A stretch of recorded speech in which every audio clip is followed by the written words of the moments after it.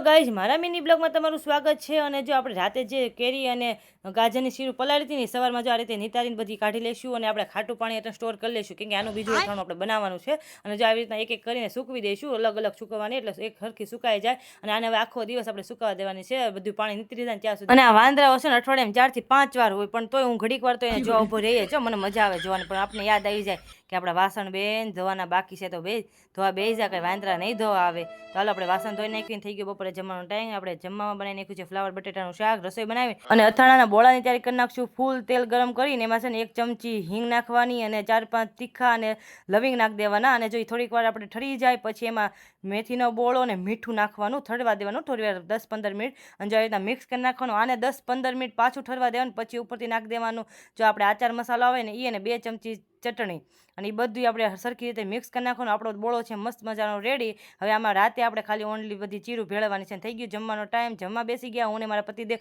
અને જમતા હતા ત્યાં એક પાર્સલ આવી ગયું છે, અને આ પાર્સલમાં વસ્તુ મંગાવી હતી ને એમાં કઈ વસ્તુ સરખી આવી નથી, એટલે હવે આને રિટર્ન કરવું પડશે। મેં સ્કર્ટ મંગાવ્યું હતું, બતાવવા લાયક પણ નથી। અને સાંજે 7 વાગે જો આપણે આ બોળામાં બધી શીરું ભેળવી દઈશું, અને સવારના 9 થી સાંજના 7 વાગ્યા સુધી મેં સુકાવા દીધી છે, ને બધી જો આવી રીતના મિક્સ કરી દઈશું અને ડબ્બામાં આપણે ભરી લઈશું। અને જો આનો કાલ રિવ્યૂ હું આપીશ કે કેવું અથાણું બન્યું છે।